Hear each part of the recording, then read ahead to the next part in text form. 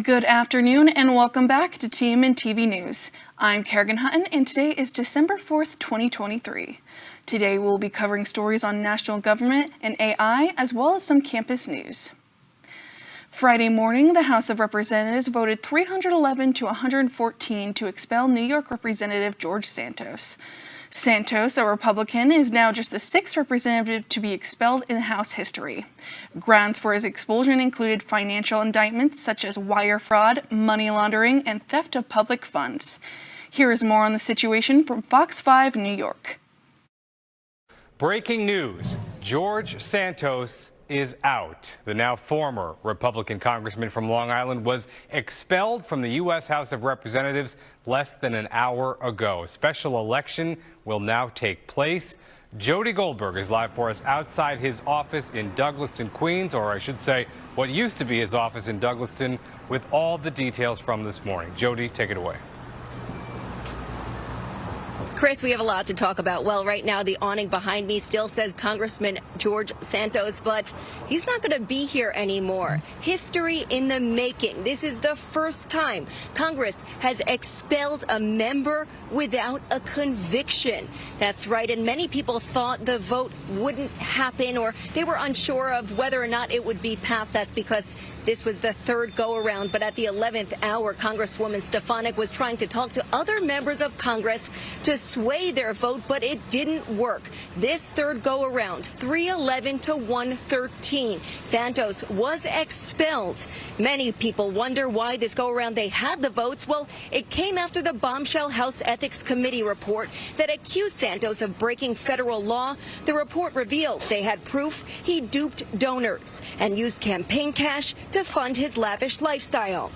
Now the former congressman also faces a 23 federal count indictment. He was seen leaving without stopping before the speaker gavelled and read the vote this morning. Yesterday he said he wouldn't stand by quietly, but now he has no choice but to leave. This vote is historic as it's the first time Congress expelled a member based on indictments alone. Santos said it would set a terrible precedent, but it was one local lawmakers here on Long Island said needed to happen. We spoke to Representative Anthony D'Esposito, who pushed for the vote, as well as Mark Woolley, Santos's district director, who assured constituents the 6 staffers left would continue helping the public. And what's more important is we need to make sure that the people of the 3rd Congressional District have representation. And I heard it during the debate yesterday, and I respect my colleague's opinion. But when you say that we need to let the voters decide, I mean, to the point that Mr. Lalota made, the voters did decide, but they didn't decide on someone who the real George Santos is. They voted on someone who was made up, who was fabricated. Quite frankly, it could have been a Disney character because it wasn't real. All of New York 3's constituents understand that we're still here. The business of serving them on all issues will continue. And now I just got off the phone with Nasa Woomer, who is Santos's former comms director. We heard from her yesterday. You're going to hear from her again at 5. She said she's relieved, but not so much for herself or the people in Congress, but more so the public, the constituents in his district. Now, what happens next, Chris? As you mentioned, there will be a special election. Governor Hochul taking to Twitter saying she will make it her responsibility to make sure the seat is filled. It typically happens within a 90-day period. First, she'll announce a special election. Parties from both the Democrats and the Republicans will put forward their candidates. An election will be held where someone else will be nominated and fill the seat. Again, as I said, it typically happens within 90 days. Now, as for Santos, he's due back in court on December 12th. We're outside his former office here in Douglaston, Queens. Again, history in the making. Chris, let's send it back to you. Yeah, quite a day for sure. Jody Goldberg, thank you very much for that. We appreciate it. According to NPR, House Speaker Mike Johnson was worried about setting a precedent for expulsion without conviction of a crime prior to the vote. However, Ohio Representative Max Miller, a colleague of Santos, said before the vote that he and his mother had fallen victim to credit card fraud tied to Santos' campaign. This information seems to be one of the reasons more than 100 Republicans voted to expel Santos. NPR also reported that a news conference on Thursday, Santos seemed optimistic about his future, no matter what the results were. He said, quote, "I'm 35. This doesn't mean it's goodbye forever." Two former influential figures in American politics died last week. The first, Henry Kissinger, acted as the Secretary of State and National Security Advisor to Richard Nixon and Gerald Ford. Though his foreign policy work with China and the Soviet Union were unprecedented, his legacy is not without controversy. According to NPR, this controversy surrounds his promotion of the bombing campaigns in Southeast Asia and dismissal of human rights abuse by governments that supported U.S. interests. Kissinger passed away on Wednesday at 100 years old. And for a less controversial figure, former Supreme Court Justice Sandra Day O'Connor passed away on Friday at the age of 93. Appointed by Ronald Reagan, O'Connor was the first woman to serve on the court. She had a major impact on various issues throughout her 24 years as a justice. Such issues included racial discrimination, affirmative action, and abortion. After her retirement, O'Connor was outspoken against modern threats to judicial independence and the public's confidence in the courts. The news outlet Sports Illustrated is coming under fire after they were caught using AI-generated stories. Last Monday, the website Futurism reported that Sports Illustrated used stories for product reviews that had authors it could not identify. Futurism also found a picture of one of the authors listed, Drew Ortiz, on a website that sells AI-generated portraits. After getting no response from the outlet, Sports Illustrated deleted these stories and issued a statement. The articles in question, Sports Illustrated said, were written by a third party named Advon, and they were assured that they were written by humans and not AI. They continued to say, "We are removing the content while our internal investigation continues and have since ended the partnership." Now that the Sports Illustrated union has seen the story, we can't wait to see what the explanation will be given. Even though it is December, we do not have any winter snow in this week's forecast. The beginning of the week has temperatures in the 50s and 60s, with Thursday being the warmest day of the week with a high of 68 and a low of 36. Temperatures do drop to the upper 40s over the weekend. Saturday will be the coldest day of the week with a high of 48 degrees and a low of 23. As always, to stay up to date with this weather report as it does change throughout the week, visit kwch.com. And when we return, Caden Sanders with sports about Fort Hays State women's basketball team, wrestling team, and more. 5, 4, 3...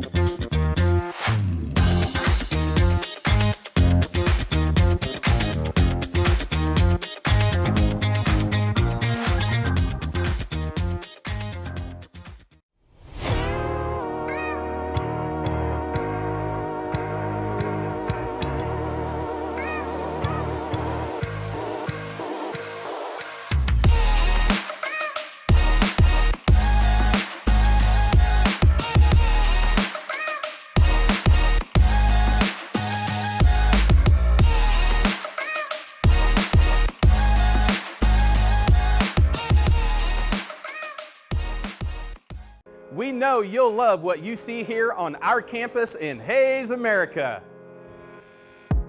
With over 200 academic programs, small classroom sizes, and a 96% success rate, we will make sure you get the tools you need to succeed. We are proud to offer you 120 clubs and student organizations, over 300 different intramural activities, and countless other ways to get involved here on campus. As the most affordable four-year institution in the entire state, we are excited to offer you the best value in education anywhere. Not to mention our robust scholarship programs to help minimize that stress of paying for college. We hope you enjoyed Tiger Nation, and we can't wait for you to see yourself here.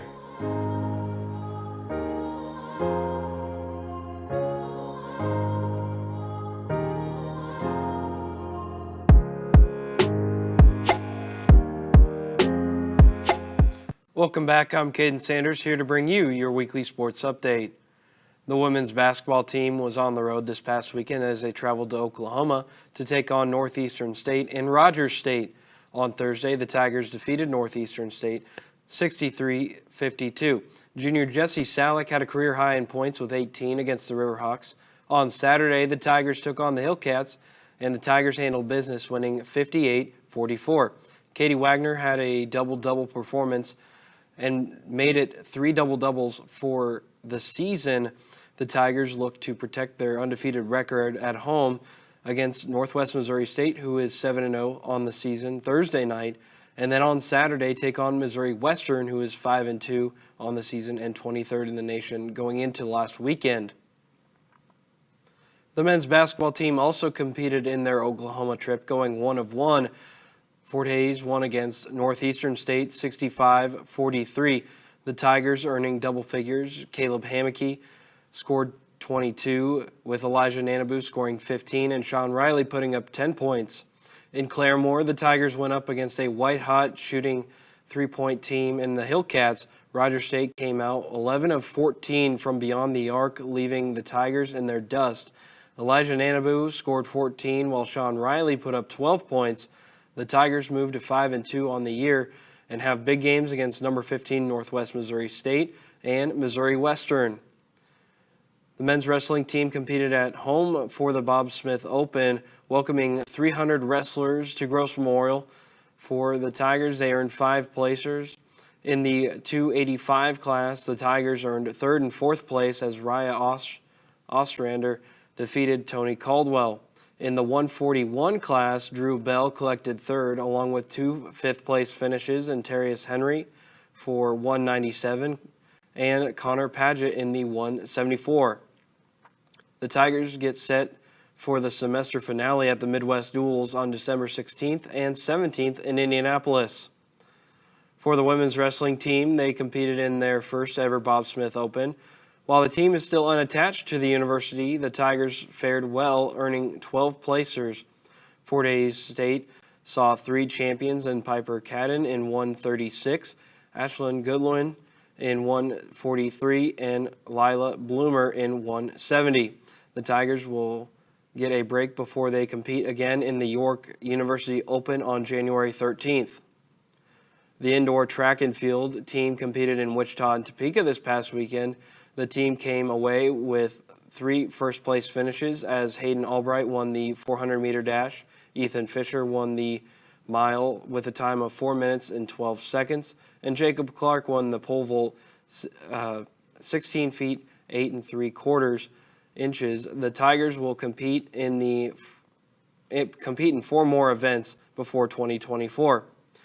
That's all the time we have for your weekly sports update. Join us next year as we recap the FHSU sports seasons. To stay up to date and follow action, stay tuned to Tiger Media Network. Coming up after the break, we will talk about academic advising, Spotify, and other campus news.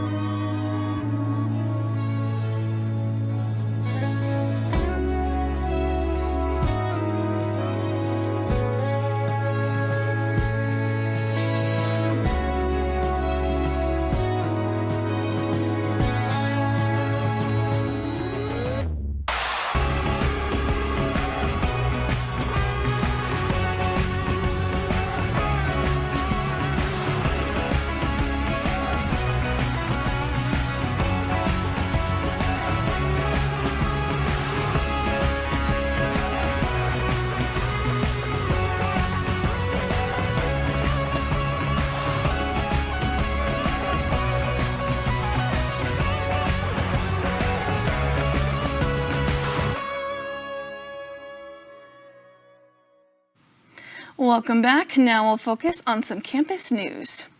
Students at Fort Hays have different experiences with academic advising, partly because it's not yet the same in every department. Some students are with professional academic advisors, a model that the university began moving to in the spring of 2021, while others are with a faculty member. However, students will still receive advice from the faculty members with a new faculty member program. Reporter Reagan Neufeld spoke to Patricia Griffin, director of the Academic Advising and Career Exploration Center, about faculty mentors' role. So faculty mentors, more generally, are talking about this is what you're going to do with this program study, right? Here are great internships. Here are things you know along the way if you're wanting to go to grad school and then to post-grad school. And so a very different kind of, some of them it's research oriented, right? They're doing research together with them, but it's helping them move with the career piece and to strengthen what's going to happen for them after they're at the university. And so being able to make those kinds of things, because they're connected to business and industry, right? Because that's what they do. That's not what the professional advisor does. And so their role is a very different side. At last Thursday's Student Government Association meeting, University Provost Jill Arnsdorf spoke about the faculty mentors. She said that each department has the decision when and how to implement the program, so it will happen differently and at different times throughout the institution. More on Arnsdorf's presentation can be found on tigermedianet.com, and more on academic advising will be coming in the next week. If you are one of the 551 million people who use Spotify, then you likely received your Spotify Wrapped, a detailed look at the artists and songs you've listened to in the past year. Along with individual stats, Spotify also released stats across the platform. This included top artists, songs, albums, and much more. With little surprise to many, singer Taylor Swift was the #1 artist with 26.1 billion streams. Top song was Flowers by Miley Cyrus with over 1.6 billion streams. And top album for the second in a year was from Bad Bunny with 4.5 billion streams. To see the full list, visit newsroom-spotify.com. On Friday and Saturday, community members got a glimpse of what life was like in the 1800s with the Fort Hays State Historic Sites Christmas Past. Every year, Christmas Past is an open house event where community members can enjoy refreshments, listen to carolers, and learn about the fort's history. Each of the site's 4 buildings were decorated with old-fashioned Christmas decorations and displayed exhibits with information about what life was like for the soldiers at the fort and the Native Americans in the surrounding area. According to the site administrator, Tammy Younger, the event initially started as a way to remember the importance of the fort to the city of Hays. It continues to interest community members, with approximately over 2,000 visitors attending both nights over the past few years. More on this event and more from Younger can be found on tigermedianet.com. And finally, for some more Christmas fun that will last throughout the month, you can be found at Creekside Resort. Christmas at the Creekside is a new holiday attraction featuring a light show of over 100,000 bulbs. The light show tells the story of the 12 days of Christmas in Hays. There is also a movie visitors can stop and view as they walk along the trail, and hot chocolate is also available for purchase. The light show is open from 6 to 11 p.m. every Thursday through Saturday until December 30th. Admission is $8. And that's a wrap on the last TMNtv Newscast of the year. To stay up to date with local, state, national, and international news, visit tigermedianet.com as well as our social media pages. Thank you for watching. I'm Kerrigan Hutton, and we'll see you in 2024.